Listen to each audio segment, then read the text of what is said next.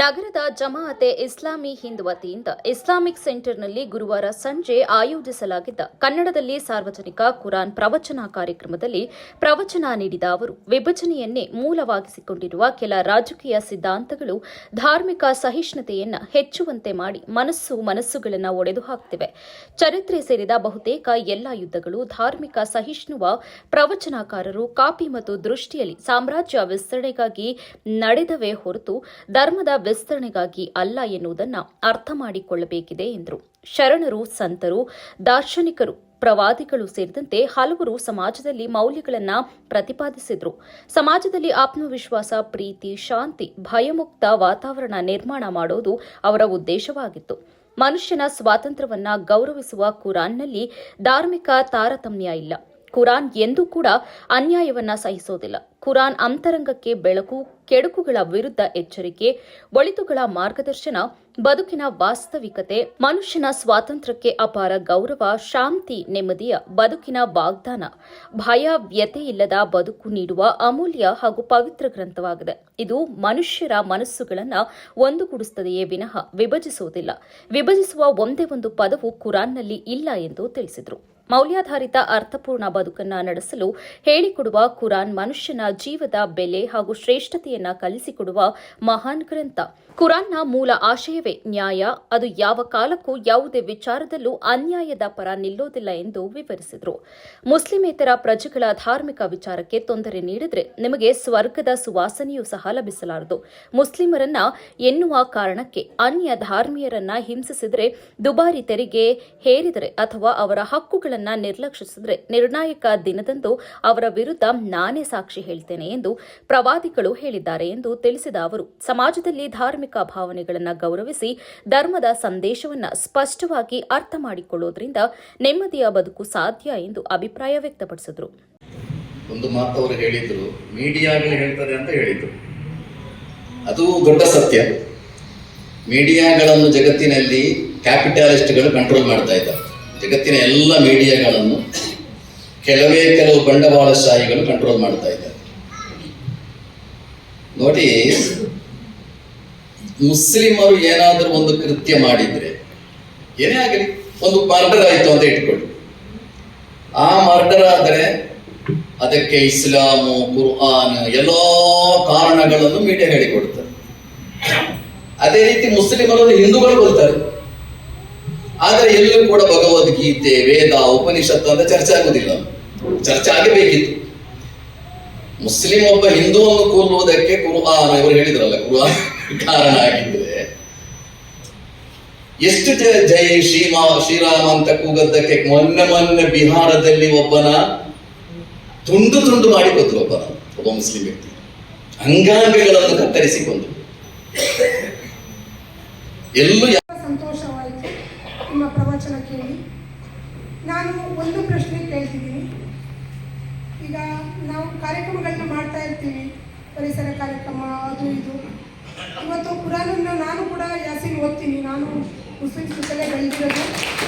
ನಾನು ಇವತ್ತು ದೊಡ್ಡ ಲೀಡಾಗಿರೋದಕ್ಕೂ ಮಾರ್ಗದರ್ಶನ ಕುರಾನೇ ಅಂತ ಹೇಳ್ಬೋದು. ಜೊತೆಗೆ ಭಗವದ್ಗೀತೆನೂ ಕುರಾನ್ ಹೇಳಬೇಕು. ಆದರೆ ಕೆಲವೊಂದು ಕಾರ್ಯಕ್ರಮದಲ್ಲಿ, ಸಾರ್ವಜನಿಕ ಕಾರ್ಯಕ್ರಮದಲ್ಲಿ ನಮ್ಮ ತೌಫೀಕ್ ಅಣ್ಣ ಆಮೇಲೆ ಇಲ್ಲಿ ತುಂಬ ಜನ ಮುಖಂಡರಿದ್ದಾರೆ, ಸ್ವಲ್ಪ ಜನ ಬರ್ತಾರೆ, ಎಲ್ಲರೂ ಬರೋದಿಲ್ಲ.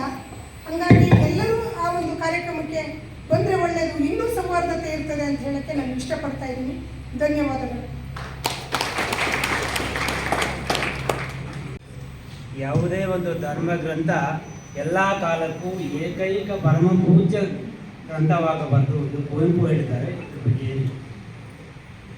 ಗ್ರಂಥ ಕುರ್ಆನ್ನ ಬಗ್ಗೆ ನಾನು ಹೇಳುವುದಾದ್ರೆ, ಬೇರೆ ಗ್ರಂಥಗಳ ಬಗ್ಗೆ ಹೇಳಿಕ್ಕೆ ನಾನು ಅಧಿಕೃತ ವ್ಯಕ್ತಿ ಅಲ್ಲ. ಅದು ಅವರ ಆ ಧರ್ಮದ ಬಗ್ಗೆ ಅವರವರು ಮಾತಾಡಬೇಕು. ನಾನು ಹೇಳಿದೆ, ಬದಲಾಗದ ಕೆಲವು ನಿಯಮಗಳಿವೆ ಅಂತ ನಾನು ಫಸ್ಟಿಗೆ ಹೇಳಿದ್ದದಕ್ಕೆ. ಜಾಗತಿಕ ಸಿಸ್ಟಮ್ ಬದಲಾಗಿ ನಾನು ಹೇಳಿ, ನನ್ನ ಶತಶತಮಾನಗಳ ಆಚೆ ನಮ್ಮ ತಂದೆ ಅವಾಗಲೂ ಸೂರ್ಯ ಪೂರ್ವದಲ್ಲಿ ಉದಯಿಸ್ತಾ ಇದ್ದು, ಈಗಲೂ ಪೂರ್ವದಲ್ಲಿ ಉದಯಿಸ್ತಾ ಇದ್ರು. ಧರ್ಮಕ್ಕೆ ಪವಿತ್ರ ಕುರಾನ್ ಅಂದರೆ ಒಂದು ಸೈನ್ಸ್ ಹೇಳಿಕೊಡುವ ಗ್ರಂಥ ಅಲ್ಲ. ಪವಿತ್ರ ಕುರಾನ್ ಎಂಬುದು ಯುಜಕ್ಕಿ, ಮನುಷ್ಯನನ್ನು ಸಂಸ್ಕರಿಸುವ ಗ್ರಂಥ. ಮನುಷ್ಯನ ಮನಸ್ಸನ್ನು ಸಂಸ್ಕರಿಸುವ, ಅವನ ಬದುಕಿನ ವಾಸ್ತವಿಕತೆಗಳನ್ನು ತಿಳಿಸಿಕೊಡುವ, ಅವನಿಗೆ ಒಳಿತಿನ ದಾರಿಯನ್ನು ತೋರಿಸಿಕೊಡುವ ಗ್ರಂಥ. ಒಳಿತಿನ ಮಾರ್ಗ ಎಂಬುದು ಎಲ್ಲ ಕಾಲದಲ್ಲೂ ಒಂದೇ. ತಂದೆ ಮತ್ತು ತಾಯಿಯನ್ನು ಪ್ರೀತಿಯಿಂದ ಗೌರವದಿಂದ ಕಾಣಬೇಕೆಂಬುದು 1000 ವರ್ಷಗಳಾಚೆಯೂ ಉತ್ತಮ ಮೌಲ್ಯವೇ, 21ನೇ ಶತಮಾನದಲ್ಲೂ ಅದು ಉತ್ತಮ ಮೌಲ್ಯವೇ. ಅದು ಕೆಟ್ಟ ಮೌಲ್ಯ ಆಗಲಿಕ್ಕೆ ಸಾಧ್ಯ ಇಲ್ಲ. ಸತ್ಯ ಹೇಳಬೇಕು ಎಂಬುದು ಶತಶತಮಾನಗಳ ಆಚೆಯೂ ಅದು ವ್ಯಾಲ್ಯೂ, ಒಳ್ಳೆಯ ಮೌಲ್ಯ.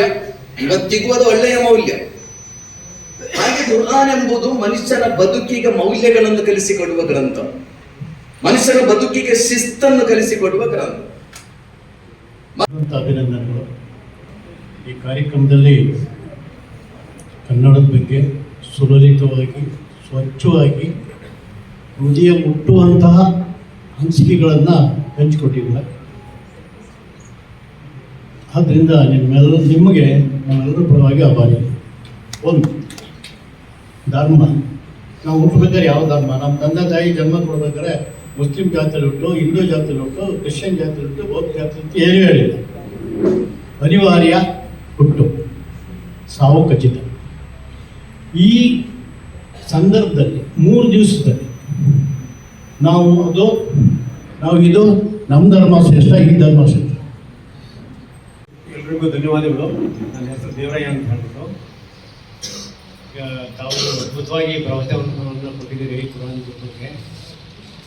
ಇದೇ ನೀವು ಏನು ಕುರಾನಲ್ಲಿ ಏನು ಪ್ರಸ್ತುತಪಡಿಸಿದ್ದೀರೋ ಇದೇ ವಿಚಾರಗಳು ಕೂಡ 12ನೇ ಶತಮಾನದಲ್ಲಿ ಬಸವಾದಿ ಶರಣರುಗಳು ಇದ್ದಾರೆ. ಆ ಕಾಲದಲ್ಲಿ ಇದನ್ನೇ ಬೋಧಿಸ್ತಾ ಬಂದಿದ್ದಾವೆ. ಇವ ನಾರವ ಅನ್ಬೇಡ, ಇವ ನಮ್ಮವ. ಯಾರೂ ಕೂಡ ಈ ಧರ್ಮದಲ್ಲಿ ಹುಟ್ಟಿರೋರು ನಾವು ಮುಸ್ಲಿಂ ಇರ್ಬೋದು, ಕ್ರಿಶ್ಚಿಯನ್ ಇರ್ಬೋದು, ಒಬ್ಬ ಹಿಂದೂ ಇರ್ಬೋದು. ಗಾಳಿ, ಬೆಳಕು, ನೀರು, ಆಕಾಶ, ಭೂಮಿ ಎಲ್ಲ ಒಂದೇ. ನಾವು ಮಾಡಿಕೊಂಡಿರ್ತಕ್ಕಂಥ ಇದುಗಳು. ನಾವೇನು ಮಾಡಬೇಕಪ್ಪ ಅಂದರೆ ಈ ಧರ್ಮವನ್ನು ಉಳಿಸ್ಬೇಕು, ಬೆಳೆಸ್ಬೇಕು, ಜವೆಲ್ಲ ಪರಸ್ಪರ ಇರಬೇಕು ಅಂದರೆ ನಾನು ಇವತ್ತು ಮನೆಯಲ್ಲಿ ನನ್ನ ಕುರಾನ್ ಇದೆ, ಬೈಬಲ್ ಇದೆ, ಇಂದು ಭಗವದ್ಗೀತೆ ಇದೆ. ನಾನೆಲ್ಲರೂ ಪಠಣ ಮಾಡ್ತೇನೆ. ಯಾರನ್ನೂ ದ್ವೇಷ ಮಾಡಲ್ಲ. ದ್ವೇಷ ಮಾಡೋದು ನಮ್ಮ ಧರ್ಮ ಕಲಿಸೇ ಇಲ್ಲ ನಮಗೆ ಹೀಗೆ ಮಾಡೋ ಅಂತ. ಎಲ್ಲರೂ ಪ್ರೀತಿಸು. ಅವ್ರು ದ್ವೇಷ ಮಾಡೋವ್ರಿಗೆ ಅವ್ರಿಗೆ ಒಳ್ಳೆ ಬುದ್ಧಿ ಕೊಡುವಂತ ಕೇಳು ಅನ್ನೋದನ್ನ ಇದು ಧರ್ಮದ ನಮಗೆ ಎಲ್ಲ ಗುರುಗಳಾಗಿರ್ತಕ್ಕಂಥ ಹೇಳ್ಕೊಟ್ಟವ್ರೆ. ನಿಮ್ಗೆ ಗೊತ್ತಿರ್ಬೋದು, ಸಿದ್ಧಗಂಗೆ ಶಿವಕುಮಾರ ಸ್ವಾಮಿಗಳು ಅಂತ ಇರೋದು. ಅವರು ಇದನ್ನೇ ಬೋಧಿಸ್ತಾ ಇದ್ದಿದ್ದು, ನಾನು ಅಲ್ಲೇ ಕಲ್ತಿದ್ದು.